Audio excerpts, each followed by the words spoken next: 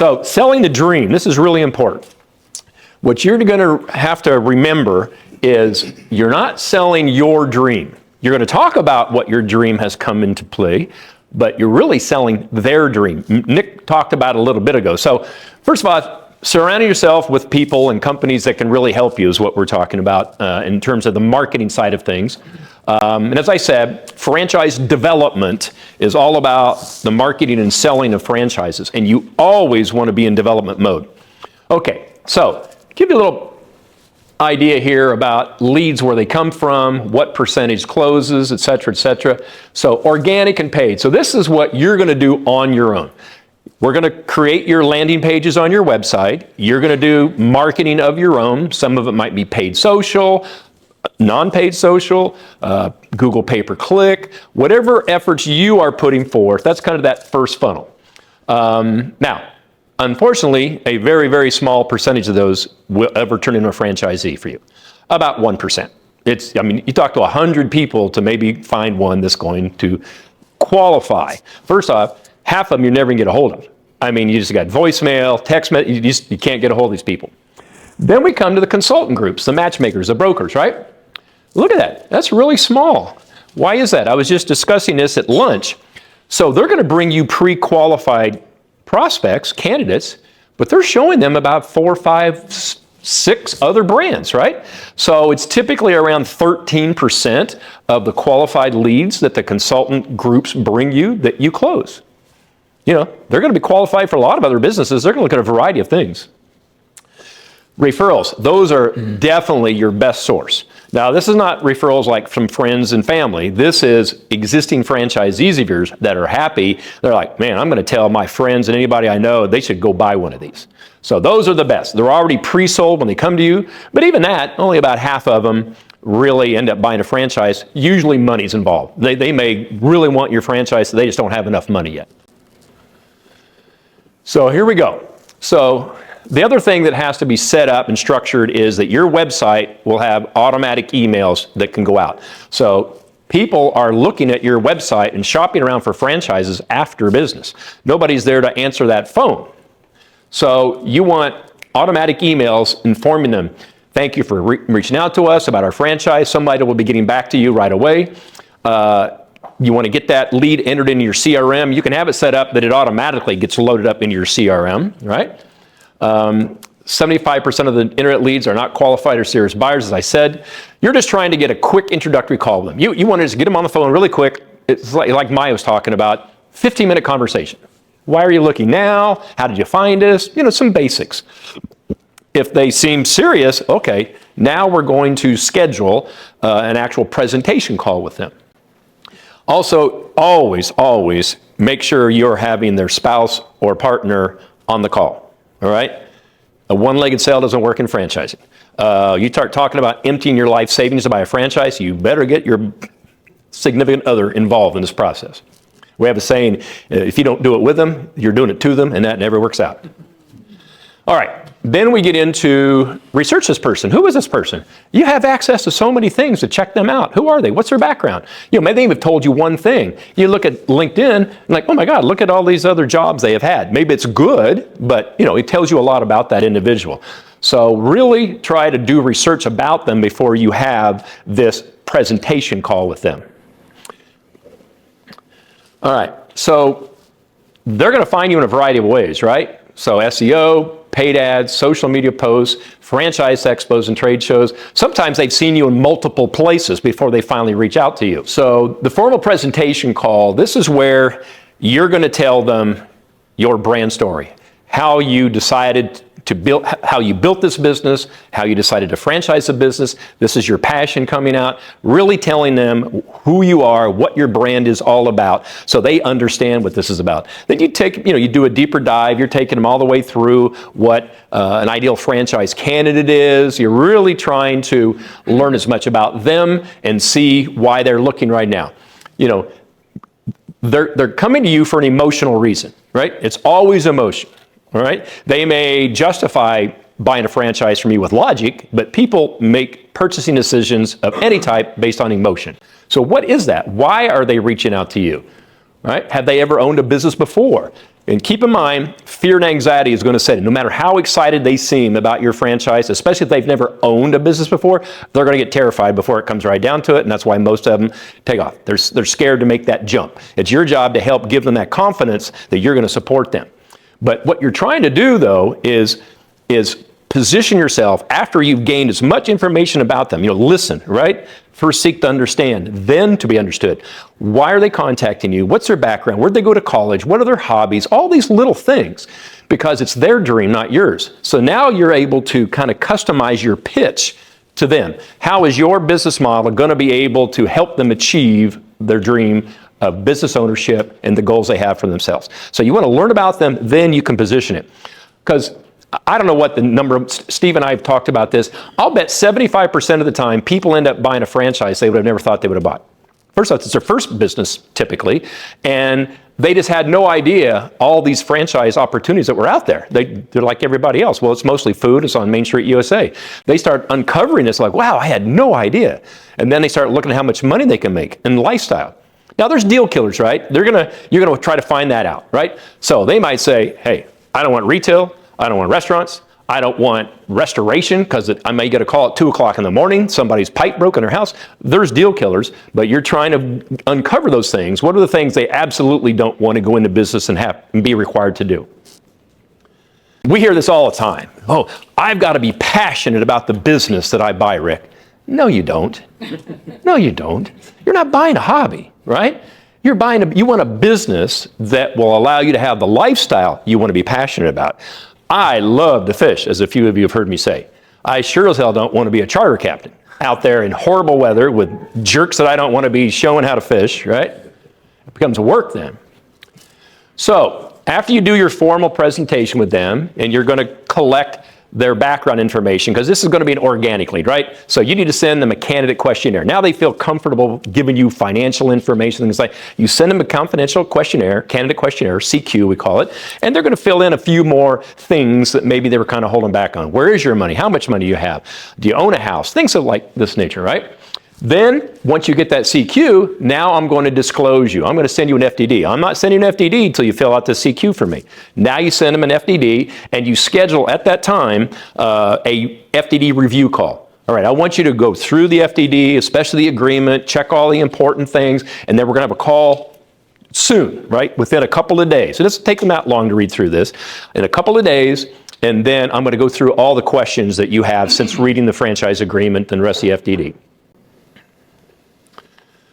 So the key things, and Bill went through a lot of that. First off, what are the fees that I'm required to pay you? One's going to be the franchise fee, ongoing royalties, right? What are my estimated startup costs to get this thing open? All the things that are really important to them. FPRs, that's the item 19. That stands for franchise performance representations. So first you're going to have your corporate numbers in there, but as you get franchisees up and running and they have at least a year of revenue, then you're going to start putting franchisees in there. Then you'll start separating them. My top 25 percentile of franchisees are doing X, right? After 2 years or whatever it might be. Length of the franchise agreement. Most franchise agreements are about 10 years right now. Once in a while, we'll have a model that is really dynamic and changing all the time. So no, 5 years, because we're going to go through a lot of changes in 5 years, and we'll have them renew in 5 years. But most of them today are a 10-year agreement. But as I told someone, they can sell at any time they want, but you have the right to say, no, I don't like this person, because you're going to disclose this person, make sure they understand what they are going to be required to do as a franchisee. So you can squash anybody they want to sell to if you don't think they're a good fit. Then, validation calls. So as you get franchisees up and running, you're going to start putting them in the back of the FDD, but that's just once a year. So they're going to want to talk with franchisees. So you want your franchisees prepared for that. Hey, I just spoke with someone. They're really interested. I like them. They're going to be contacting you. And the franchisees can be as open and honest as they want to be about revenues, profits, anything, right? Where you're restricted to only what you have in your item 19, franchisees can do whatever. Oh yeah, I know most of franchisees are only doing 20% margins. Yeah, I get 40%. And they can go into all the details they want. But that develops credibility. Now they're not just hearing it from you, the founder, or somebody on your team. They're talking to somebody that's actually gone through your training, being supported by you, right? Then you're going to go through, the ongoing training and support, marketing to find customers, unit economics, all the things that you have in Item 19, what you're allowed to talk about. You want to go into as much detail as possible, even though Maya said she doesn't, but she has franchisees for them to talk to, right? So financing. Hopefully Ralph will be here in a little while. Big finance. So there's a half dozen really good finance companies out there that kind of specialize in getting financing done for franchisees. These are some of the typical ones, a rollover, a ROB. So in franchising, they can set up a new corporation to buy a franchise. It has to be a C Corp though. And they can take the money in their retirement account and roll it out of that into this new one that their new corporation owns. And they don't pay any penalties or interest on taking that money early out of their current retirement account. Now, there's about $5,000 to set it up, right? But now they have access to all their retirement money without paying penalties and interest. And now I'm going to build a business with it instead of just earning a little bit of interest, right? So that's one of the most popular, because for a lot of people, that's where all their money is. Sometimes they've got a home equity line of credit because they have a lot of equity in their house if they own the house. And then the SBA. So SBA is very, very popular, especially when there's brick and mortar and there's equipment, but it can take a while. I mean, to get approved and get your money from the SBA is usually at least 90 days, sometimes longer than that. So it's like anything. The longer it takes for them to be able to sign your franchise agreement, they start getting questioned by people. That's another thing. Most of their friends don't own businesses either, right? Their friends are going to try to talk them out of it. And so it's a great story. I had somebody a long time ago, he was going to buy a franchise for a brand that I had recommended to him. And we're just finishing up. He said, yeah, I'll be ready to sign on Monday, Rick, blah, blah, blah. Oh, yeah, I'm going to a family reunion this weekend. I'm like, shit, he's not going to sign. Everybody talks him out of it. What are you doing? You're going to spend all your money on this? I've never heard of that franchise before. So they don't have that spirit that he does or she does. Yeah, you're going to cover these things, right? We're getting back to that mission and vision, your culture, the support team. Remember, you're trying to build their confidence. They can leave their corporate job and possibly health insurance and other benefits to jump on board with you, right? So you're trying to continue to build that up so that they feel more and more comfortable. Okay, so now they're ready to sign, right? So you schedule the signing call. A lot of companies are doing it online now because it's really easy and you can walk them through it and make sure they don't make a mistake and have to do all over again. So you're going through it line by line, where they need to initial, where they need to sign, things they need to do to make sure it's all done properly. Training, you're going to schedule them for training, right? The sooner they get trained, the faster they get up and running, and they are generating revenue and royalties for you. Like you get to the point like Maya is, where she's got multiple sales monthly, multiple people coming to training classes. I mean, it really has to be organized. In the beginning, it's going to be one at a time. You get them trained, you get them up and running. Now maybe you have somebody else in your pipeline that's getting close to wanting to sign. You're going to give them some type of a pre-opening to-do list, whatever that might be, right? Whatever they need to do, whether it be licensing, certifications, whatever they need to do to get ready to have their doors open. And you're also going to want to have a pre-marketing to-do list, right? You want them to start having that phone ring or customers walk in the door right out of their training class if possible. So a lot of franchisors are handling that themselves while the franchisee's going through training. So they get back to their location and there's already customer calls to go on. Vendors that they're going to be working with, real estate construction if possible, whatever that might be, you want to have them as best prepared as possible to get to training, and then once they get out of training to get up and running quickly so they're not floundering. So here's what I said. So of all your organic leads, you're going to do, maybe 1% closing ratio. Candidates, that's actually the last statistics I saw. We need to change that. It's like 13%. And I think that the consultants, the matchmakers, the brokers, they do a better job today. They're trained better today than they were 10 years ago. So now it's about 13%. Referrals, though, as I said, that's like a 50% closing rate.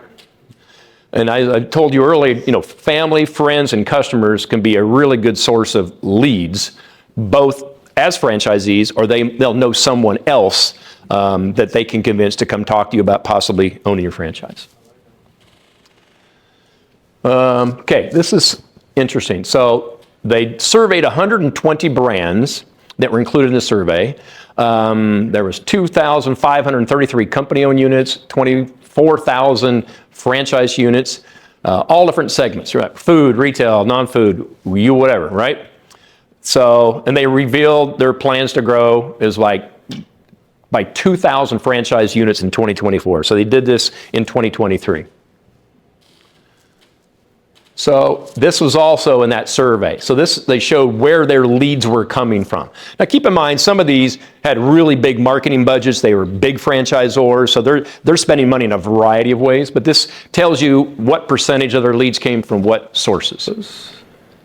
So Discovery Day. So I forgot to mention that earlier. So before they sign a franchise agreement, most franchisors have what's called either a meet the team day or discovery day. So this is where I like them, they like you, they're really close to signing, face-to-face needs to happen, right? Some franchisors just do Zoom calls now, but it's better to have them come meet you in person. And it also gets back to what Nick was talking about, where you're going to spend a day in the field with somebody to really see what a day in the life is as a franchisee. But they come to meet you, they get to meet the team, but it's still only about a 73% closing ratio. Now, they may have another franchise model that they're really close to buying as well. They may be doing a couple of different discovery days with different brands.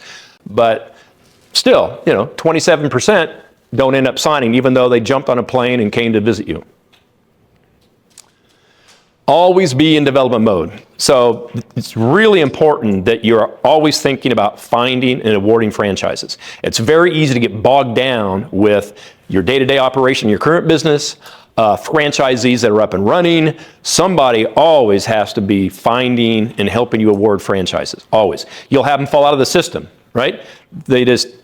Health issues, somebody dies, whatever, right? You're going to lose franchisees for a variety of reasons. You constantly need to not only be replacing them, but adding to the number of franchisees you have. So someone always has to be in development mode. A lead comes in, somebody is jumping on the phone and getting a hold of them right away. Speed to lead is really important because keep in mind, they were shopping around. They were calling all sorts of people, right? I mean, they may have reached out to 5 different franchisors and they got a couple of brokers they didn't realize were brokers they contacted. So you need to get in touch with them as fast as you can. You had a question? Kind of a morbid question, but you said something. What happens if you do die? So,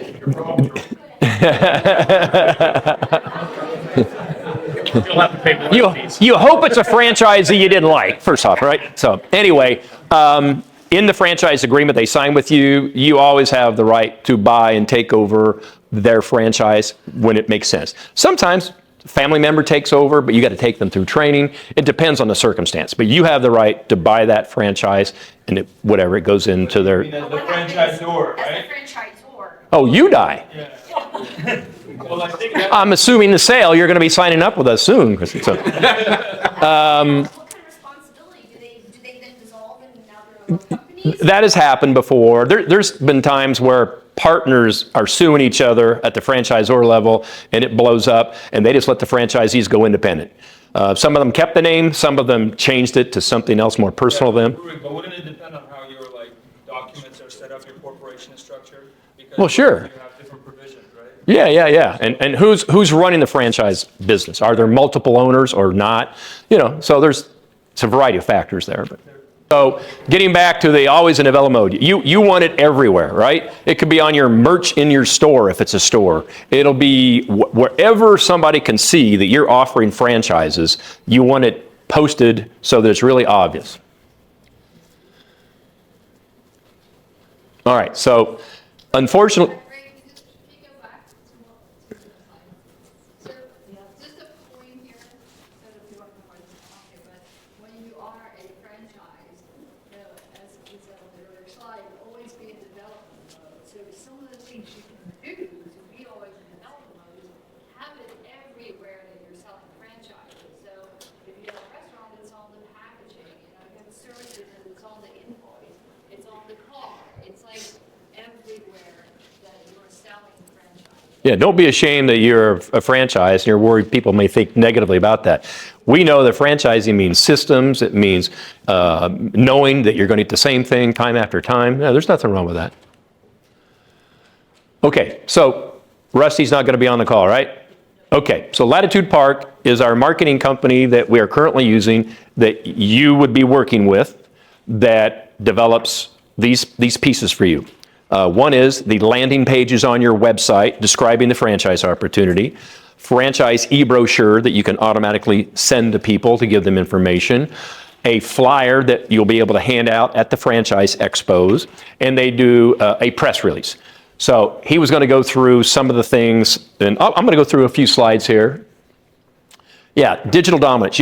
So you're trying to get to a point that if somebody, says dog, pet, franchise, anything of that nature, that you're coming up on the first page, right? So it's keywords, key phrases, SEO dominance, anything that people, when they're searching, you want to get to a point that you definitely pop up along with your competitors, right? I'm just going to skip through some of these. A lot of this is obvious. Google rank is perceived quality, e-commerce, selling online. You're constantly highlighting your brand story. And you need to develop your brand story, right? You need to really develop this so when you are talking to somebody, you really have this down. Who are you? How did the brand get started? Your passion needs to come out because they're buying you now, right? Like Nick said earlier, you have no franchisees for them to talk to. They've never heard of your brand before. You're just another senior care business. What makes you different? Well, that's where your passion and your story needs to come out so it sets you apart from somebody else that's just a name that they happen to have seen before in ads. Yeah, there's a lot of ways you can piggyback off of other people. Like we have done some things where we put in, it could be McDonald's franchise, Taco Bell franchise. We're popping up because we're tagging along with what other people are doing. You can buy competitor keywords. Yeah. Any marketing company can go to your competitor's website and look up all the keywords and phrases they're using and see how many people are clicking on certain ones, which ones are working the best. Yeah, nurturing. Getting back again, people are sitting home at night. They're just looking around. So once you've got them in your database, you want to keep, and maybe they're not ready yet. They don't have quite enough money yet, but maybe 12 months they will. So drip campaigns, nurturing them, keeping them active in your database and your CRM, somebody reaching out to them, things that happen with your brand, your model. Keep them updated. Fun, exciting things, cool things have happened. You just opened a franchise in Dallas, Fort Worth. Let them know that things are happening with your brand so it gets them interested and they keep following you. I have a quick question on digital marketing and just with this company that you partnered with, do they give us access to website building?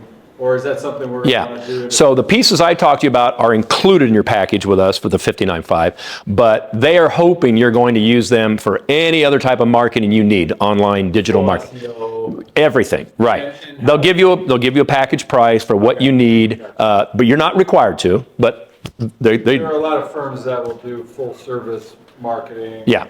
And so, just sort of trying to compare and contrast. Yeah, I mean, they kind of specialize in this and working with franchise systems, so they're very good at it. But we'll have clients say, no, my brother-in-law owns a marketing company, I'm going to use him. That's fine. Okay. Yeah. So speed to lead, like I was saying, man, the faster you can contact them, if it's in the middle of the night because they're up late searching, hopefully it's an automatic email that they get that somebody will contact them in the morning.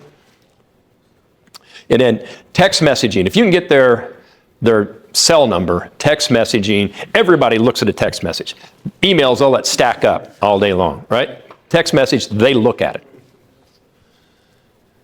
Yeah, this is the automation he was going to talk about. I'm not going to go through all that. Do they have a system set up where they can automate all of Yes. for their clients? Yeah, somebody goes to you have form fills on those landing pages, there's form fill. Somebody says, I want to learn more. They just name, email address, boom, now it's captured, right? An automatic email goes out to them, but now you've captured their information.